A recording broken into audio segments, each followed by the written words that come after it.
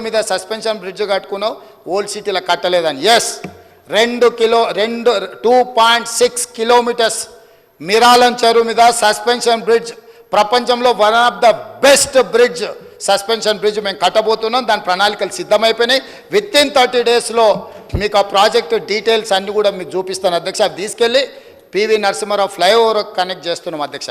Bengaluru highway నుంచి ఈ bridge మొదలయ్యి పివి నరసింహారావు ఫ్లైఓవర్ వరకు, అక్కడి వరకు ఆ సస్పెన్షన్ బ్రిడ్జ్ను ఆల్మోస్ట్ 2.6 కిలోమీటర్స్ రోడ్ వేయడానికి మేము ప్రణాళికలు సిద్ధం చేసినాం అధ్యక్ష.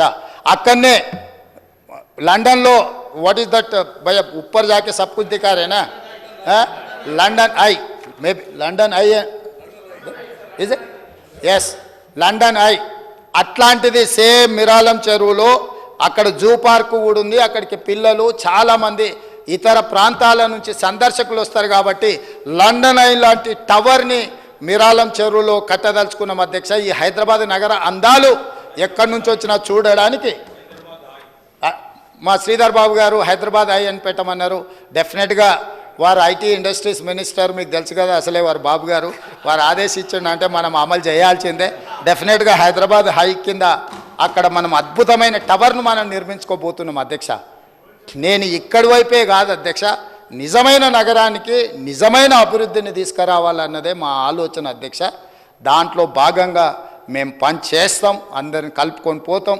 వైరుధ్యాలు ఉండొచ్చు, నేను మళ్ళీ చెప్తున్నా, ఆనాడు తెలుగుదేశంకి కాంగ్రెస్కి వైరుధ్యాలు ఉన్నాయి, కానీ అభివృద్ధి విషయంలో ఎలాంటి వైరుధ్యం చూపించకుండా అంతకంటే ఇంకా వేగంగా అంతకంటే గొప్పగా అభివృద్ధి చేసినాం కాబట్టి ఇవాళ ఈ నగరానికి అంతర్జాతీయ గుర్తింపు వచ్చింది అధ్యక్ష. గతంలో అంతో ఇంతో వాళ్ళు ఏమైనా చేసి ఉంటే చేసి ఉండొచ్చు. ఏం చేసిరు అధ్యక్ష? ప్రగతి భవన్ అని వాళ్ళకు ఉండడానికి ఇల్లు కట్టుకురు, సచివాలయం అని ఆయన కూర్చోనికి ఆఫీస్ కట్టుకుండు. ఈ రెండు తప్ప హైదరాబాద్లో కట్టింది ఒకటి చెప్ప అధ్యక్ష. చెప్పండి, మీరు చెప్పండి అధ్యక్ష. నేను అడుగుతున్నా, నేను ఓపెన్ డిబేట్ చేస్తున్నా. వాళ్ళ సౌలభ్యం కోసం, వాళ్ళ విలాసవంతమైన జీవితం కోసం, వాళ్ళ యొక్క పిచ్చి కోసం అందులో 2 నిజాం కట్టిన మసీదులు, రాజశేఖర రెడ్డి గారు ఉన్నప్పుడు షబ్బీర్ అలీ గారు కట్టిన నమాజ్ చేసుకున్న మసీదులను కూలగొట్టింది అధ్యక్ష. ఆ పాపం ఎక్కడికి పోతుంది అధ్యక్ష? మసీదులను షహీద్ చేస్తే మసీదోं को शहीद किए तो वही आप भी शहीद हो गए सरकार से. ఆడ ఒక అద్భుతమైన టెంపుల్ ఉండేది. ఆ టెంపుల్ ఎప్పుడు 103 సంవత్సరాల హిస్టరీ ఉన్న టెంపుల్. అక్కడ ఎవరు ఏం చేసినా కూడా అక్కడ మొక్కి పనులు మొదలెట్టి ఆ టెంపుల్ కూడా తొలగించండి అధ్యక్ష. అమ్మవారి టెంపుల్ అదే.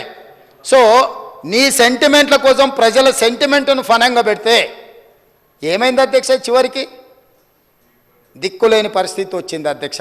ఒక దగ్గర శాసనసభ కోల్పోవాల్సి వచ్చింది, అధికారాన్ని కోల్పోవాల్సి వచ్చింది, పార్లమెంట్లో 0 వచ్చింది. కాబట్టి ఇప్పటికైనా ఇట్లాంటి విషయాలు వచ్చినప్పుడు మనందరం కలిసికట్టుగా ఒక తాటి మీదకి వచ్చి మన నగరాన్ని అభివృద్ధి చేసుకోవడానికి సహకరించాలి.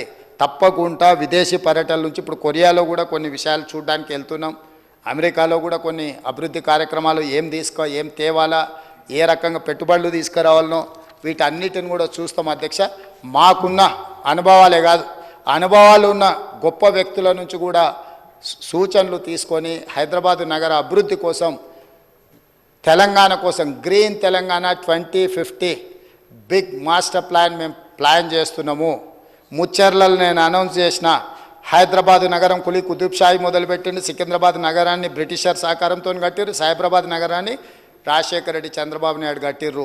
ఈ 3 నగరాల తర్వాత వచ్చేదే 4th సిటీ. ముచ్చర్లలో బేగర్ కంచెలో 4th సిటీ వస్తుంది. That is called future city of Hyderabad. అది మనము తమరి నాయకత్వంలో నిన్న మిమ్మల్ని అందరినీ మనమందరం వెళ్ళి మనం ఏదైతే అక్కడ భూమి పూజ చేసినామో అక్కడ ఒక అద్భుతమైన నగరాన్ని నిర్మించి ప్రపంచానికి అందించే బాధ్యత ఈ ప్రభుత్వం, ఈ మంత్రివర్గం తీసుకుంటుంది. కాబట్టి ఈ షార్ట్ డిస్కషన్లో మీరు అందరు ఇచ్చిన సూచనలు, చాలా సూచనలు ఉన్నాయి. అక్బరుద్దీన్ ఓవైసీ గారు ఇచ్చిన సూచనలు ఉన్నాయి, దానం నాగేందర్ గారు ఇచ్చిన సూచనలు ఉన్నాయి, పాల్వాయి హరీష్ బాబు ఇచ్చిన సూచనలు ఉన్నాయి. వారికి ఒక్క మాట చెప్తూ నేను తమ దగ్గర సెలవు తీసుకుంటా అధ్యక్ష.